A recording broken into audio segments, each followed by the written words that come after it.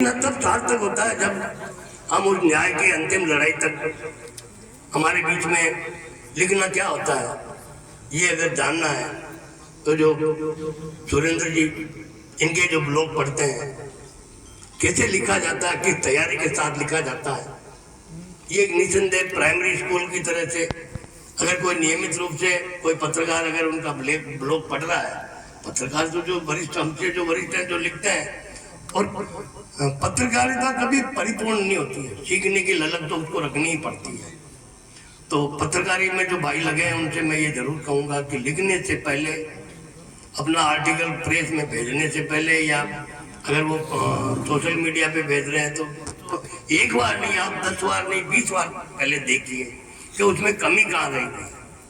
कोई भी चीज़ अगर तैयार होती है तो एक मूर्ति जब साकार रूप में नहीं होती है तो उसको 1000 टच दिया जाता है। वैसे ही कोई भी हम खबर बनाते हैं तभी हम उसकी सार्थकता होगी जब उसको हम बिल्कुल तोल कर और फिर उसको आगे भेजें, और तभी वो किसी न्याय के लिए या निर्णय के लिए सहायक सिद्ध होगी। तो सबसे पहले तो मैं एक बात कहूँगा कि स्वाध्याय जरूरी है। मेरे ख्याल से आपनी में खुद भी एक समय ऐसा ही था, अखबार में सबसे पहले अपनी खबर देखे उसके बाद अखबार एक था।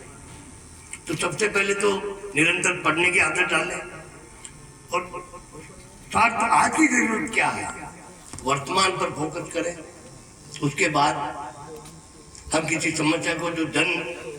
आम जन से जुड़ी है वैसे बताने को हमारे यहाँ हमारे बीच में मीडिया की पूरी यूनिवर्सिटी कहूँगा मैं उनको, और जितना नॉलेज या जितना अनुभव उनके पास में है उसका हमारे पास में तिल मात्र भी अगर हो तो हमारी पत्रकारिता, हमारा कलमकार बनना सार्थक हो जाएगा। खास तौर से आज जब समय भौतिकवाद की ओर बढ़ रहा है, पत्रकारिता के आयाम बदल रहे हैं,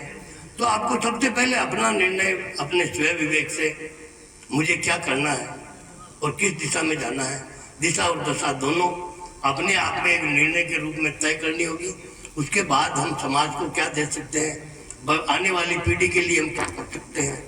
और खासकर ग्रामीण, ज़्यादातर हम लोग ग्रामीण क्षेत्र जाते हैं जहाँ समस्याओं की बुनियादी समस्याओं की भरमार है, बाकी समस्याएं तो विकास की और ये सब बातें जब बुनियादी से ही जीरो है तो फिर हमारी यात्रा कैसे आगे बढ़े। इस बात पे सबसे पहले हम जन समस्याओं पे फोकस करें। उसके बाद जो विकास के मानक हैं, चाहे वो स्वास्थ्य के क्षेत्र में है, चाहे शिक्षा के क्षेत्र में है, टेक्नोलॉजी के क्षेत्र में है, इन सब बातों पे विचार करना पड़ेगा। और जो जनप्रतिनिधि है और प्रशासनिक जो कड़ी है उसके बीच में हम वास्तव में एक सेतु खबरों के साथ भी और हमारे अस्तित्व को उनके साथ जोड़कर हम अगर क्षेत्र को एक नई दिशा और दशा दें तभी हमारा कलमकार बनना सार्थक होगा। आगे और भी लोग हैं, मैं यही अपनी वाणी को विराम देते हूँ।